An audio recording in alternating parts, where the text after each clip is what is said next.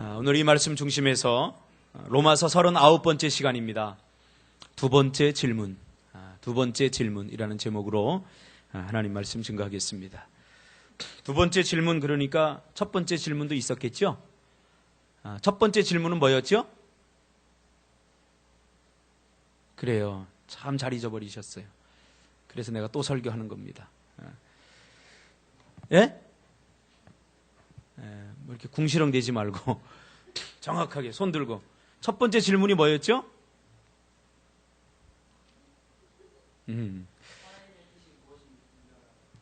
땡. 자, 오늘 이야기 할게요. 잘 들으세요. 첫 번째 질문을 모르니까 두 번째 질문을 할 수 없잖아요. 예전에 제가 그런 생각을 한 적이 있어요. 하나님께서 우리를 구원하시고 왜 금방 하늘나라로 우리를 데려가시지 않는 걸까? 믿음으로 구원받아서 하늘나라에 갈 수 있는 자격을 갖춘 우리를 왜 여전히 계속 이 땅에 살아가게 하시는가? 내가 태안 간사에게, 태안아, 여기 교회 청소 좀 해. 그랬어요. 그랬더니 열심히 청소를 다 했어요. 다 했는데 다 끝났으면 가야 될 거 아니에요. 근데 내가 가지 마 라고 말했어요.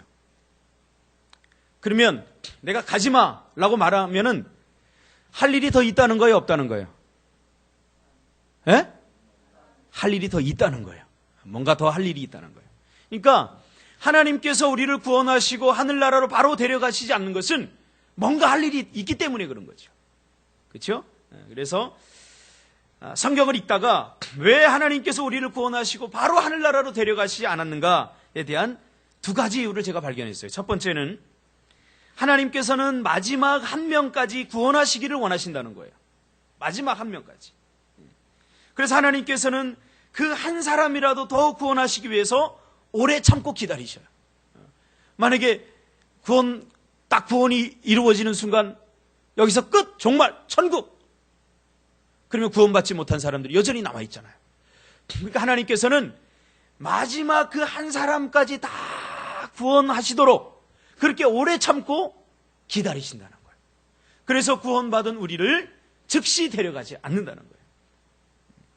그러면 조금 여러분들 왜 그러지? 하고 의아한 생각을 가질 수 있어요. 베드로후서 3장 9절에 보니까 오직 주께서는 너희를 오래 참으사 아무도 멸망하지 아니하고 다 회개하기에 이르기를 원하시느니라. 그렇죠? 다 회개에 이르기를 원하신다는 거예요. 에스겔서 33장 11절에 보니까 나는 악인이 죽는 것을 기뻐하지 아니하고 악인이 그의 길에서 돌이켜 떠나 사는 것을 기뻐하노라. 그러니까 하나님께서는 우리를 구원받은 즉시 하늘나라로 데려가지 않는 이유는 아직도 우리에게 할 일이 있기 때문이에요. 어떤 할 일이냐? 우리를 통해서 또 다른 사람을 구원하는 일에 우리를 사용하시기 위해서. 그렇죠? 이제 다 해결이 됐죠? 하나님께서 왜 우리를 구원받는 즉시 하늘나라로 데려가지 않느냐? 하나님께서는 첫 번째 모든 마지막 한 사람까지 구원받기를 원하신다는 거예요. 근데 구원받기를 원하시는데 하나님은 그 구원의 도구로 누구를 사용하시느냐? 이미 구원받은 나를 사용하신다는 거예요. 할렐루야. 하나님이 능력 있고 권세 있는 분이니까 알아서 하시겠지. 이건 성경을 잘 모르는 사람들이에요. 하나님은 우리를 구원시켜서 우리로 하여금 또 다른 사람을 구원시키는 일에 하나님의 선한 도구로 사용하기를 원하신다는 거예요. 그래서 내가 구원받았음에도 불구하고 여전히 이 땅에 살아있다면 그것은 단 하나의 이유밖에 없어요. 복음 증거하라고. 우리에게 기회를 주시고 하나님의 일을 동력하기 위해서 우리를 이 땅에 존재하게 하시는 것이라는 사실입니다. 그러므로 성경은 우리에게 분명한 두 가지를 가르쳐주고 있습니다. 첫 번째, 우리가 어떻게 해야 구원을 얻을 수 있는가? 이게 첫 번째 질문이었죠. 우리가 어떻게 해야 구원을 얻을 수 있습니까? 이게 첫 번째 질문이었어요. 오늘 두 번째 질문은 뭐냐면 하나님의 은혜로 구원받은 우리가, 하나님의 은혜로 하나님의 백성이 된 우리가 이 땅에서 어떻게 살아야 되느냐? 그거죠. 그거죠. 그렇죠? 그래서 1장부터 11장까지는 복음에 대해서 설명했죠. 교리에 대해서. 어떻게 하면 구원을 얻을 수 있고 복음이 무엇인가에 대해서 설명을 하고요. 12장부터 16장까지는 구원받은 하나님의 백성들이 이제 어떻게 살아야 하는가에 대해서 설명하고 있지요. 이것을 우리가 기독교인의 윤리, 삶의 윤리라고 이렇게 말합니다. 그래서 우리가 예수 믿으면 바뀌는 게 있어요. 예수 믿으면 바뀌는 게 있는데 뭐가 바뀌냐? 외모가 바뀌는 게 아니에요. 예수 믿으면 첫 번째 바뀌는 게 뭐냐면 가치관이 바뀌어요. 가치관이 뭐예요? 가치관. 무엇을 가치 있게 여기느냐 하는 자기의 관점. 그게 바뀐다는 거죠. 가치관. 그래서 예수 믿으면 세상에서 가치 있게 여기는 것들을 배설물처럼 여겨요. 사도 바울도 예수님 만나고 나서 그의 가치관이 달라졌어요. 사도 바울은 오늘날로 말하면 박사학위가 한 3, 4개 정도 되는 그런 사람이에요. 그리고 그의 가문도 굉장히 좋은 가문이에요. 그리고 그런 프라이드가 있었어요. 그런 자부심이 있었어요. 그런 가치를 소중하게 여겼어요. 그런데 예수를 만나고 나니까, 하나님의 백성이 되고 나니까 그런 것들이 의미가 없더라는 거예요. 그래서 뭐처럼 여겼냐면 그런 가치들을 배설물. 실제적으로 헬라어를 보니까 똥이라고 나요. 똥처럼 여겼어요. 그러니까 우리는 예수 믿으면서도 여전히 사도 바울이 똥으로 여겼던 걸 똥을 붙잡고 살아가고 있는지도 몰라요. 그 똥을 붙잡고 소중하게 가치 있게 그렇게 붙들고 있을지도 몰라요. 그래서 예수 믿으면 삶의 가치관이 바뀝니다.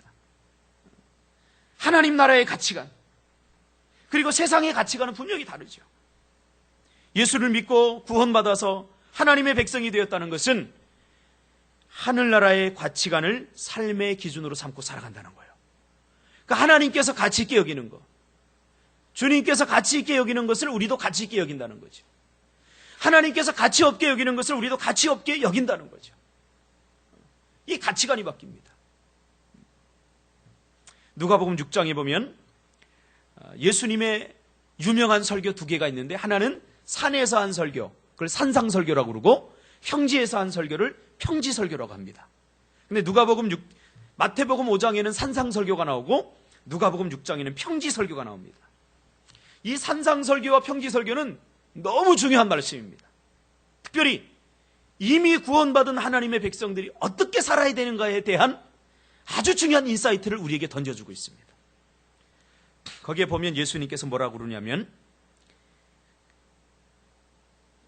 물어볼게. 효정아, 가난이 복이니?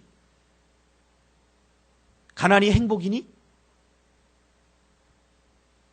말해봐. 네가 그냥 느끼는 대로. 가난한 사람이 행복해 보여? 먹고 싶은 것도 못 먹어. 옷은 다 그냥 청바지 다 찢어졌어. 얼굴은 새까매. 가난한 사람이 복 있는 사람 같아? 근데 예수님은 가난한 자가 복되다라고 말합니다. 세상의 가치로는 부요함이 소중한 거예요. 그래서 우리가 돈을 벌고 열심히 사는 것, 부요해지려고 그러는 거 아니겠어요? 근데 예수님은 가난이 복이다고 말합니다. 그리고 부요한 자들을 향해서 뭐라고 그러냐면 화 있을진저 이렇게 말합니다. 그러니까 여러분, 우리가 예수 믿고 나서도 여전히 세상적인 가치관에 붙들려서 세상적인 가치관을 내려놓지 못하면 하나님의 백성으로서의 참된 평안과 기쁨을 누릴 수 없어요. 절대로. 또 예수님은 뭐라고 그러냐면 굶주린 자가 복되다 그렇게 말합니다. 굶주린 자. 여러분, 굶주린 자가 복 있는 사람입니까? 아니면 빕스나 사바사바? 현선이 어떻게 같은데 뭐야? 사바사바야? 사바사바에 가서 먹는 사람이 복된 사람입니까? 누가 복된 사람이야? 여러분들이 생각하기에. 먹고 싶어도 먹지 못하고 굶주린 사람이 복된 사람입니까? 아니면 사바사바에 가서 사바사바 많이 먹는 사람들이 복된 사람입니까? 예수님은 굶주린 자가 복되다고 말합니다. 오히려 배부른 자가 화가 있을 것이라고 말합니다. 여러분, 우리가 성경을 잘 읽어야 돼요. 성경을 제대로 읽지 못하면 자기가 읽고 싶은 대로, 자기가 느끼고 싶은 대로, 자기가 이해하고 싶은 대로 이해해요. 그러니까 이거는 복음이 아니라 자기 복음, 내가 복음이 되는 거예요. 그러니까 예수님 왜 안 도와줘요? 자기 마음대로 성경을 해석해버리는 거예요. 그래서 우리가 성경을 잘 배워야 돼요. 예수님은 분명히 가난한 자가 복되다고 말합니다. 굶주린 자가 복되다고 말합니다. 그뿐인 줄 아십니까? 애통하는 자가 복되다고 말합니다. 애통, 여기서 애통이라고 하는 것은 고통스러운 슬픔을 가지고 우는 것을 말합니다. 그런 사람이 복되다고 말합니다. 아주 인생을 살다 보면 정말 고통스러운 눈물을 흘릴 때가 있습니다. 그런 고통스러운 눈물을 흘린 자가 복되다고 말하는 거예요. 그러나 지금 웃는 자는 화가 있을지죠. 또 예수님은 예수님 때문에 미움을 받고 욕먹고 악한 자 취급을 받고 사람들에게 버림을 당하는 자가 복되도다, 이렇게 말합니다. 반면에 모든 사람에게 칭찬을 듣는 자는 화가 있을 것이다, 이렇게 말하죠. 도대체 어떻게 됩니까? 예수님이 왜 이렇게 말했는지를 우리가 알아야 돼요. 그래서 예수 믿으면 가치관이 달라져야 됩니다. 우리는 세상과 세상 사람들이 복이라고 여기는 것들을 예수 믿고 나서 미련 없이 버려야 됩니다. 그런 것에 미련을 두어서는 안 됩니다. 불행은 거기서부터 시작이 되는 거죠. 그리고 예수님이 복되다라고 생각하는 것들을 붙들고 우리가 살아야 됩니다. 지금 예수님이 이 설교를 할 때 예수님의 설교를 듣고 있었던 사람들은 누구냐면 병든 자, 저는 자, 인생의 문제 때문에 고통당하는 자, 혹은 자녀를 잃고 고통당하는 자, 자신의 인생의 문제 때문에 애통하는 자들. 심지어 예수님께서 설교할 때 먹을 것이 없어서 굶주리지 않았어요?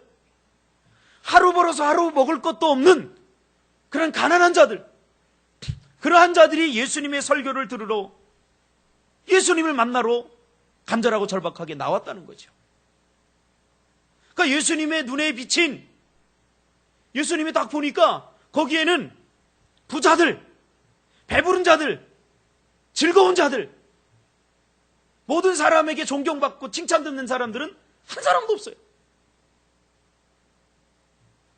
그 광경을 보고 예수님께서 말씀하신 겁니다. 그래서 성경을 보면 지금이란 말이 나옵니다. 지금 가난한 자가 복되다. 지금 굶주린 자가 복되다. 왜? 가난 자체가 복이 아니에요. 예수님께서는 가난 자체가 복이라고 말하지 않았어요. 굶주림 자체가 복이 아니에요, 여러분. 굶주림 자체는 절대 복이 될 수 없어요. 하늘나라에서. 애통 자체가 복이 아니에요. 뭐가 복이냐? 그 가난이 원인이 되어서, 굶주림이 원인이 되어서 주님이 없이는 안 됩니다. 주님 해결해 주세요. 주님 도와주세요. 하고 간절하고 절박한 마음으로 주님 앞에 나왔던 자들, 그 자들이 복돼요. 왜? 성경에 보니까 가난한 자가 복되다. 왜? 하나님 나라가 너희 것이다. 너희 것이 될 거기 때문에. 굶주린 자가 복되다. 왜? 내가 너희를 배부르게 할 것이기 때문에. 그러면서 예수님께서는 물고기 2마리와 떡 5개로 실제로 배부르게 하셨어요. 지금 우는 자는 복되다. 거기에 예수님에게 모였던 자들은 전부 다 문제 있어서 왔던 자들이에요. 병에 걸리고 정신적인 귀신에 걸리고 인생에 문제 있던 사람들. 그러나 예수님께서 그들의 문제를 다 해결해 주셨어요. 그러니까 복이 된 거죠. 복이 된 거. 반면에 부요한 자들, 예수님이 필요 없죠, 더 이상. 왜? 예수님에게 간절하고 절박하게 매달릴 필요가 없어요. 왜? 그런 것들은 예수님이 대신 해줘야 될 것들을 돈이 대신 해주기 때문에. 그들의 부요함이, 그들의 창고에는 먹을 것이 가득하고 그들이 필요하면 언제든지 그것을 꺼내서 자기들의 필요를 채우기 때문에 뭐 굳이 예수님 앞에 나와서 예수님의 말씀을 들을 필요도 없고 예수님을 간절하게 부르짖으며 찾을 이유도 없어요. 중풍병자처럼 다윗의 자손 예수여 불쌍히 여겨달라 소리칠 필요도 없고, 그리고 그런 자들은 예수님께 나오지 않았죠. 배부른 자들도 마찬가지죠. 그리고 웃는 자들, 여기서 말하는 웃는 자들은 스스로 즐거움을 찾는 자들입니다. 그러니까 예수님께서 그들에게 복을 주지 않고 예수님께서 문제 해결해 주지 않더라도 그들은 이미 너무나 풍성했기 때문에 자기들 스스로 그런 즐거움을 다 찾아서 즐길 수 있어요. 모든 사람에게 칭찬받는 자도 마찬가지입니다. 예수님 때문에 미움받을 각오를 해야 됩니다. 예수님 때문에 욕먹을 각오를 해야 됩니다. 예수님 때문에 악한 자 취급도 받아봐야 됩니다. 예수님 믿다가 예수님 때문에 버림을 당할 수도 있어요. 이게 뭐냐? 내가 만약에 예수님을 믿다가 욕을 먹고 예수님 때문에 악한 자 취급을 받고 사람들에게 버림을 당하고 그런 일은 하나의 사인이 되는 거예요. 어떤 사인? 내가 예수님을 제대로 잘 믿고 있다. 내가 예수님을 제대로 잘 따르고 있다. 그러나 칭찬만 받는 자들, 다른 사람의 비유를 마치거나 다른 사람의 눈치를 보면서 다른 사람의 비유를 마치는 사람들은 칭찬만 듣죠. 왜? 다른 사람이 듣고 싶은 말만 하니까. 예수님 때문에 욕먹을 이유가 없는 거죠.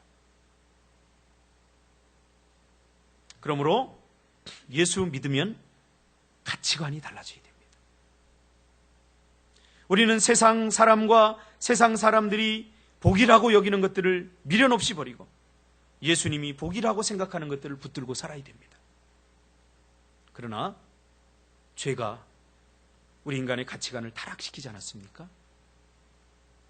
예수님이 아무리 이것이 복되다, 가난이 복되다 라고 말하는데도 우리는 마음에 와닿지 않아요. 왜? 가난이 복이 될 수 없기 때문이죠. 이것이 타락한 우리 인간의 가치관입니다. 예수님께서 분명히 가난이 복이다고 말하는데 가난은 복이 될 수 없다고 우리가 저항하고 있는 거죠. 예수님이 복되다고 하시는 것을 전혀 복으로 받아들이지 못할 만큼 우리 인간은 철저히 부패한 거죠. 따라서 하나님의 백성들이란 예수님이 복이라고 말한 것에 삶의 우선순위를 두고 살아가는 자들입니다. 우리는 믿음으로 말미암아 구원 얻었습니다.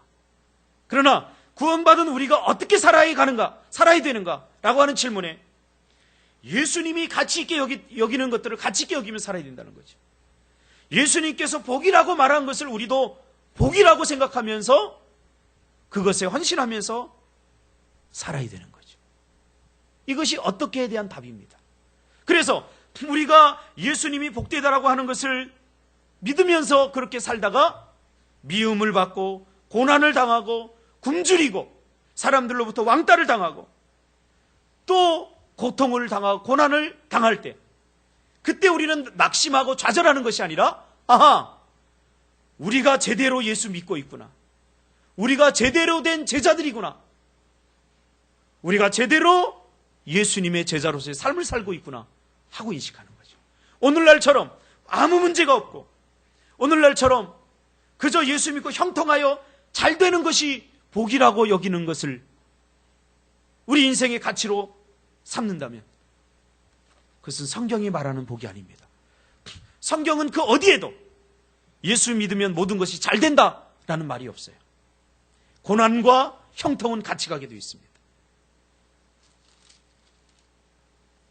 그러니까 얼마나 복음이 왜곡되고 있습니까? 이게 기복주의예요.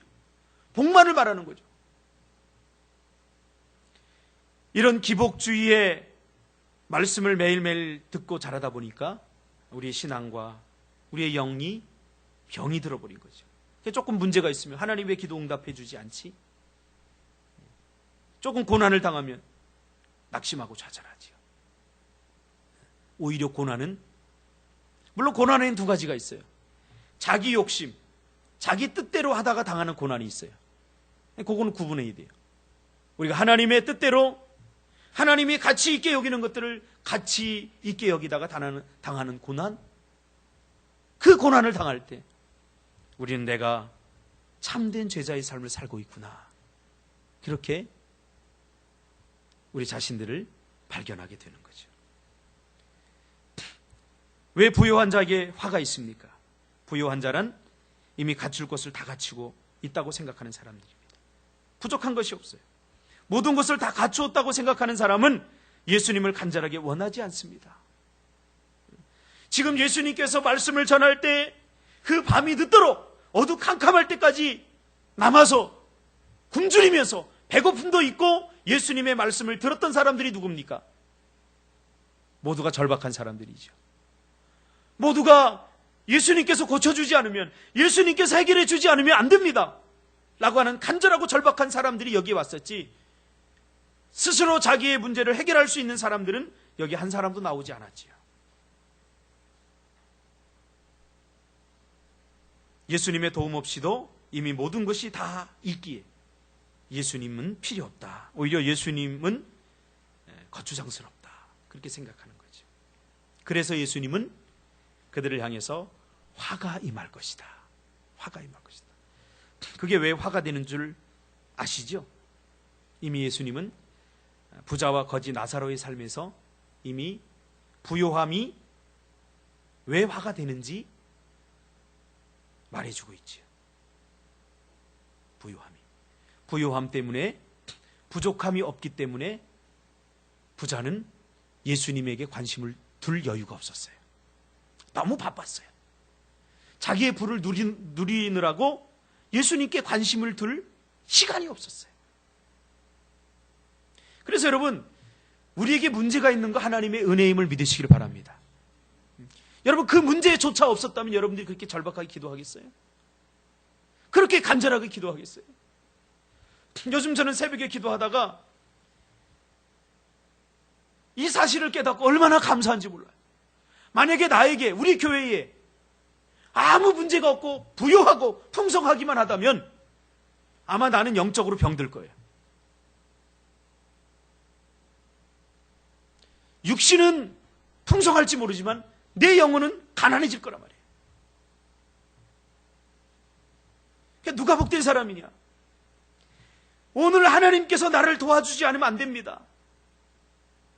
오늘 하나님께서 나를 정말로 붙잡아주지 않으면 안 됩니다 라고 하는 절박한 사람들, 그러한 사람들이 가난한 사람이죠. 그러한 사람들이 가는 나라가 하늘나라다, 그렇게 말하고 있는 거죠. 그러므로 무엇이 되는 것보다 더 중요한 것은 어떤 무엇이 되는가 하는 것입니다. 하나님의 백성이 되었다는 것은 하나님의 백성답게 살 수 있는 모든 은혜를 이미 우리에게 다 주셨다는 거예요.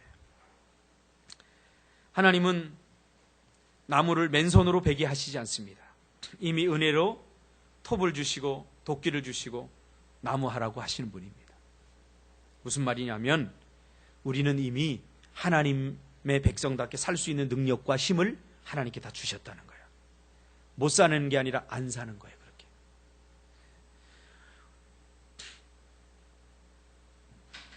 어떻게 하나님의 백성답게 사는 것이 가능한가? 가능합니다. 내가 안 하는 것이 못하는 게 아닙니다. 그러므로 내게 능력 주시는 자 안에서 모든 것을 할 수 있습니다 라고 이미 구원받은 하나님의 백성들은 그렇게 고백하며 살아야 됩니다. 할렐루야. 안 하는 것보다 못하는 것이죠. 못하는 것보다 안 하는 거죠. 어제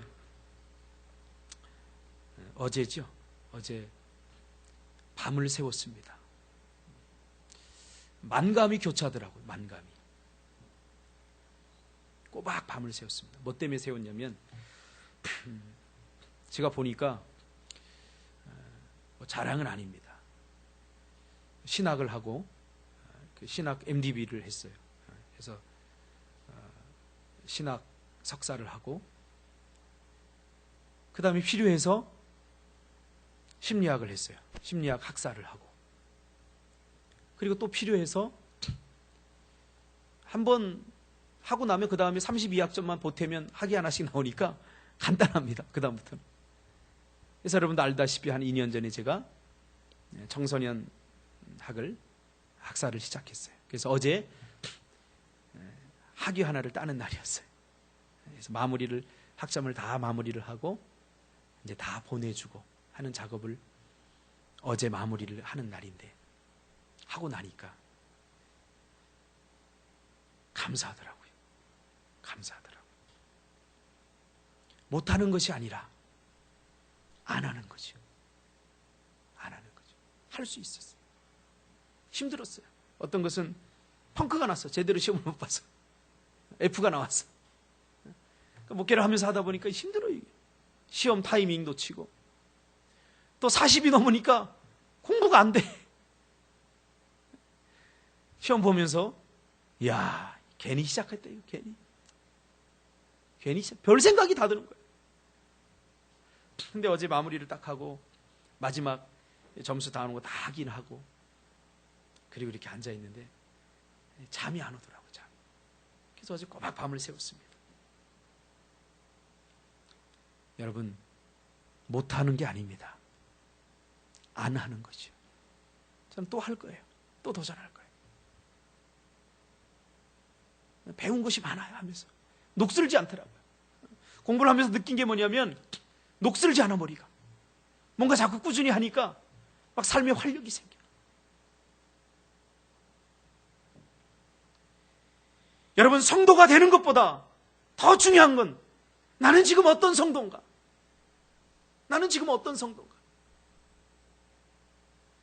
학생이 되는 것보다 더 중요한 것은 나는 지금 어떤 학생인가? 하는 거죠. 그래서 사도 바울은 이미 구원받은 하나님의 백성들로 구성된 로마 교회가 그렇게 많은 문제와 어려움을 당했는데 그들을 진단하죠. 너희들 구원받았어? 하고 복음에 관해서 전하죠. 그리고 나서 두 번째, 자, 그럼 구원받아서 하나님의 백성이야? 그럼 너희들 어떻게 살고 있어? 어떤 하나님의 백성이야? 너희들 왜 세상에 욕먹냐? 너희들 왜 그렇게 무기력하게 사냐? 하나님의 백성은 그런 백성들이 아니야. 복음의 능력을 붙잡고 살아. 하나님의 백성답게 살면 세상을 넉넉히 이길 수 있어. 그러면서 왜곡된 복음, 잘못된 복음, 자기들이 생각하고 싶은 대로 생각하는 복음을 다 깨버리고 하나님께서 말씀하신 그 복음, 원색적인 복음을 다시 증거해 주고 있습니다. 그러면서 두 번째 질문은 예수 그리스도의 은혜로 구원받은 나는 어떻게 살아가고 있는가? 이렇게 살아야 된다 하면서 몇 가지를 이야기해요. 첫째, 믿음의 분량대로 지혜롭게 살아야 된다. 이미 구원받은 하나님의 백성은 믿음으로 살아야 된다는 거예요. 믿음으로. 세상의 방법과 세상의 가치관으로 사는 것이 아니라 하나님의 백성들은 말씀에 순종하고 말씀을 의지하는 믿음으로 살아야 된다는 거죠. 그리고 이 세상의 것에서 나오는 삶의 처세술이나 기술이 아니라 하늘 위에서부터 부어지는 하나님께서 주시는 지혜로 살아야 된다. 지혜로 살아야 된다. 그래서 여러분 기도해야 됩니다. 그래서 기도하지 않고 성경을 가까이 하지 않으면 자꾸 믿음에서 멀어지고 하나님의 말씀에 순종하기보다는 자기의 삶의 처세술, 세상적인 처세술을 자꾸 의지할 수밖에 없어요. 세상적인 가치관을 붙들고 살아갈 수밖에 없는 거죠. 여러분은 믿음으로 사시기를 바랍니다. 의인은 믿음으로 산다고 분명히 말했습니다. 그리고 세상을 보며 세상의 처세술, 그런 것들을 배우기 전에 위로부터 부어지는 하나님의 지혜로 살아가시기를 주님의 이름으로 축복합니다. 두 번째로, 하나님께서 주시는 각양 은사대로 살아야 된다. 그렇게 말하고 있습니다. 하나님께서는 모든 사람에게 똑같이 주지 않습니다. 개인에게 주신 은사는 다 달라요. 다 달라요. 그래서 자꾸 다른 사람을 보면서 부러워할 필요가 하나도 없어요. 하나님께서 나에게 주신 것을 찾아야 돼요. 하나님께서 나에게 어떤 달란트, 어떤 재능을 주셨는가, 그것을 찾아야 돼요. 그렇지 않으면 다른 사람이 있는 것을 자꾸 보고 부러워할 수밖에 없어요. 내적 치유 시간에도 얘기했지만 다른 사람의 장점을 가지고 나의 단점을 가지고 비교하니까 열등감이 생길 수밖에 없는 거죠. 어떻게 해야 돼요? 다른 사람에게 있지 않은 내가 가지고 있는 장점을 가지고 살아야 되는데 다른 사람의 장점을 가지고 내 단점과 비교하니까 늘 열등감이 사로잡힐 수밖에 없죠. 그러니까 나는 왜 이 모양인가? 그렇게 될 수밖에 없는 거죠. 아니라는 거예요. 오늘 사도 바울은 하나님께서는 각자 한 사람 한 사람에게 다른 사람이 도저히 따라올 수 없는 타의 추종을 불허할 수 있는 내가 제일 잘할 수 있는 한 가지 은사들을 주셨다는 거. 할렐루야. 이것으로 살라는 거예요. 이것으로 승부하는 거예요. 그래서 오늘 본문에 보니까 각양은사라고 말합니다. 다른 사람의 것을 보면 내 떡이 작아 보입니다. 그래서 모두가 공부 잘할 필요가 없죠. 모든 사람이 공부 잘하는 세상은 모든 사람이 공부 못하는 세상과 똑같아요. 그렇죠? 가끔가다 한 사람이 공부 잘해야지 모든 사람이 공부 잘해. 우리 모든 사람이 공부 다 잘하게 해주십시오. 그럼 무슨 의미가 있어요? 그게 하나님 나라는, 천국은 그런 나라가 아니에요. 다양한 나라예요. 공부 잘하는 사람은 한 사람만 있으면 돼요. 그리고 사업 잘하는 사람도 한 사람 있어야 돼요. 그렇죠? 운동화 잘 만드는 사람도 한 사람 있어야 돼요. 공부 잘하는 사람만 있으면 누가 운동화 만들어요? 공부 잘하는 사람만 있으면 누가 일해요? 그러니까 지옥이 되는 거예요, 지옥. 그러니까 로마 교회가 문제가 뭐냐면 딱 보니까 엘리트들, 공부 잘하는 사람들, 달변가들, 철학 박사들, 그런 사람들이 딱 그 교회의 중심이 딱 돼 있는데 다른 사람들이 보니까 멋져 보여요. 대접받고. 그러니까 모든 사람들이 나도 저렇게 돼야지, 저렇게 돼야지 하는 거예요.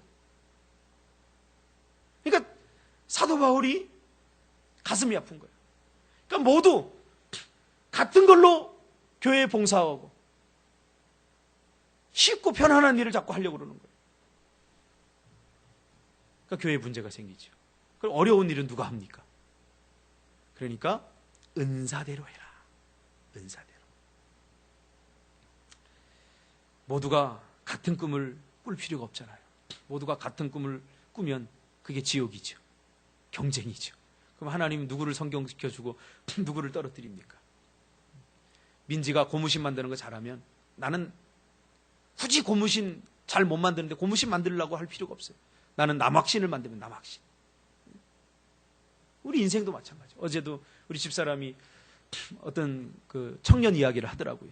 TV를 봤는데 어떤 청년이 나오는데 공부도 못하고 지질이 못하고 꼴등하고 막 그랬는데 그 부동산 그런 센스가 있어갖고 부동산 해가지고 20대 26에 17억을 벌었대. 17억.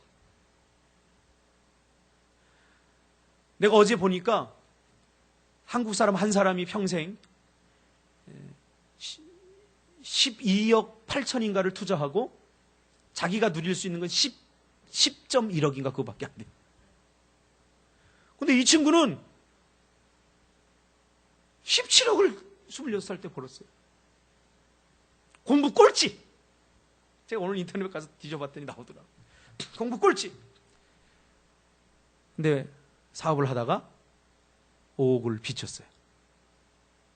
근데 이 친구가 내가 잘하는 게 뭔가? 이 창조적인 생각. 이거 많이.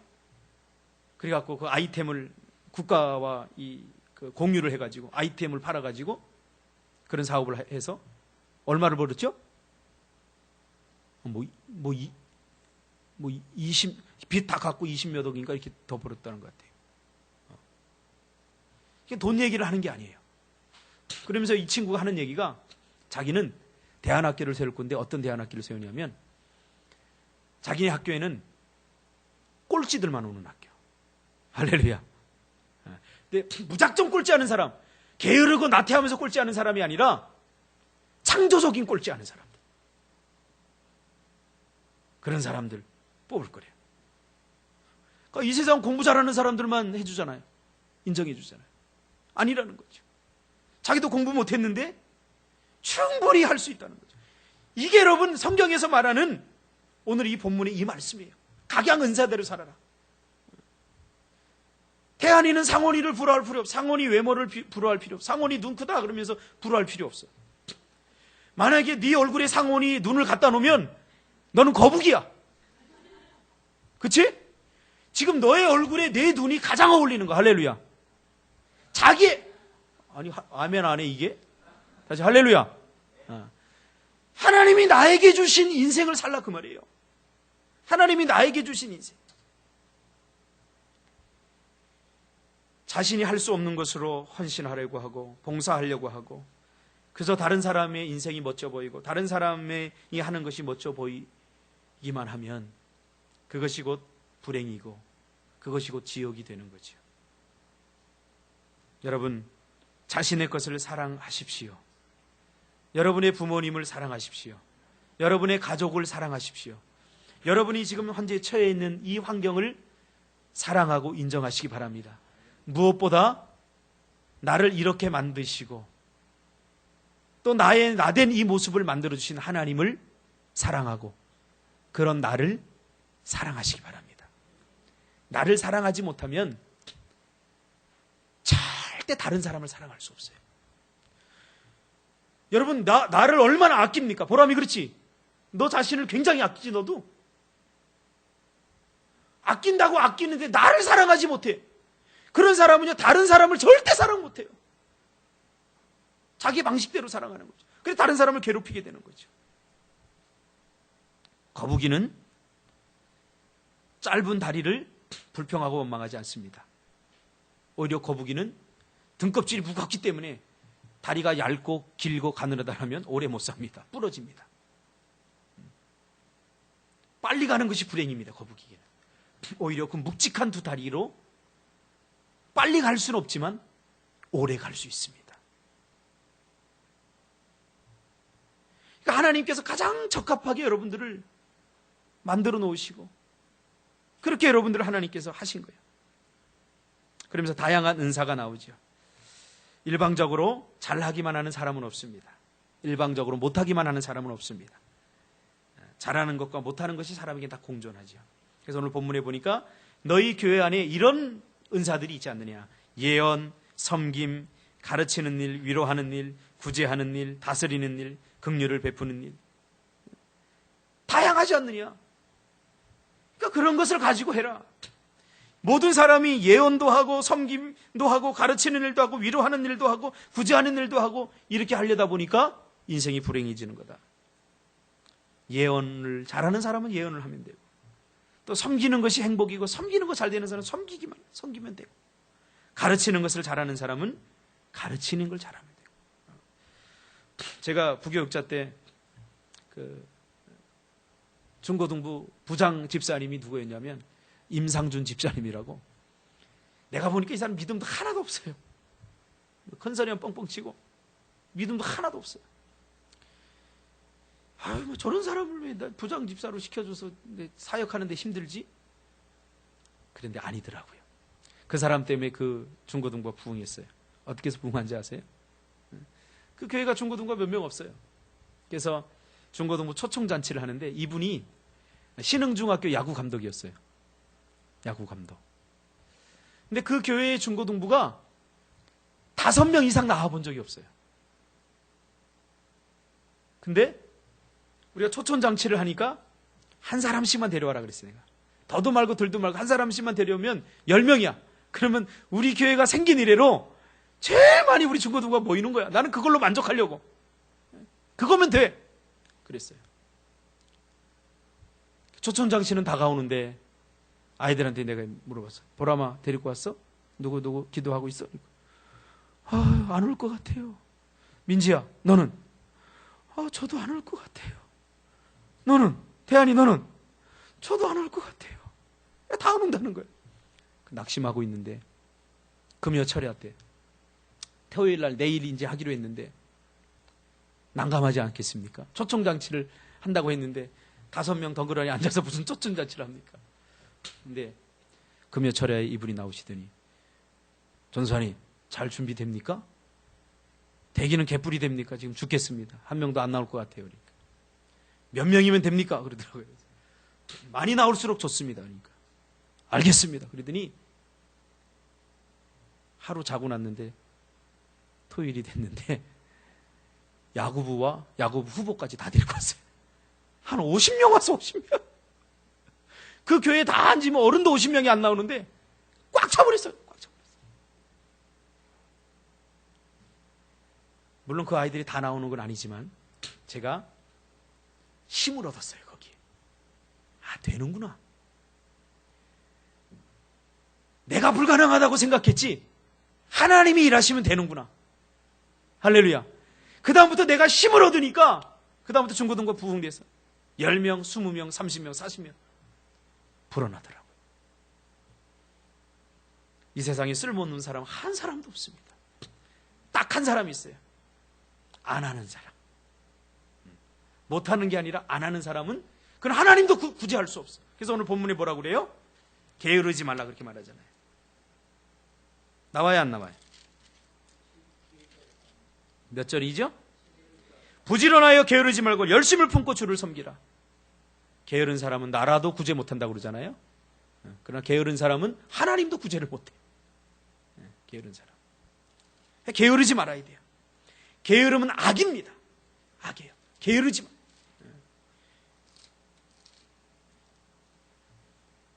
그래서 오늘 본문에 보니까 부지런하고 열심을 품고 주를 섬겨라. 소망 중에 즐거워하라. 인상 쓰지 말고 살라는 거예요. 소망 중에 즐거워하라. 그 말은 인상 쓰지 말고 살아라. 또한 환난 중에 낙심하거나 좌절하지 말고 참으며 기도하라. 항상 기도하기를 힘쓰라. 또한 성도들의 쓸 것을 공급하며 이러면서 나옵니다. 이것이 천국의 삶이고 구원받은 하나님의 백성들이 어떻게 살아야 되는가? 이렇게 살아야 된다는 거죠. 그래서 그러한 사람들이 가는 것이 천국이 될 줄 믿습니다. 할렐루야. 두 번째 질문을 붙잡고 여러분 이렇게 사시기를 주님의 이름으로 축복합니다. 행복하지 않게 살면 여러분 손해입니다. 날마다 행복하게 사시기 바랍니다. 공부 때문에 지금 불행하다고 생각하는 사람은 이제 졸업하잖아요. 그럼 먹고 사는 것 때문에 또 불행해져요. 또 먹고 사는 것 때문에 불행하다라고 생각하는 사람은요, 또 문제가 또 생겨요. 그래서 그런 사람은 항상 불행해요. 그러니까 문제가 없을 수 없어요. 그러니까 문제를 끌어안고 사시기 바랍니다. 그러니까 문제가 없을 때 행복한 사람은 세상에서 가장 믿음 없는 사람이야. 문제가 있어도 웃을 수 있는 사람. 문제가 있어도 여전히 신앙으로 사는 사람. 이런 사람이 강력한 사람이에요. 하나님 감옥에 안 가면 내가 행복할 것 같아요. 감옥에 안 가게 해주세요. 그래서 감옥에 안 가면 행복한 사람은 50쯤짜리 믿음입니다. 정말 행복한 사람은 감옥에 가서도 웃는 거야. 아, 좋다 이거. 정말 좋다. 죽인다. 이런 사람이 행복한 사람. 그리고 성경은 그것을 복음의 비밀이라고 말합니다. 복음으로 새로워지기를 바랍니다. 가짜 복음, 썩은 복음, 병든 복음을 붙잡고 힘들어하지 마시고 오늘 사도 바울이 전해준 이 원색적인 복음으로 여러분의 인생이 독수리의 날개침과 같이 날마다 날아오르시기를 주님의 이름으로 축복합니다. 기도하겠습니다. 하나님 아버지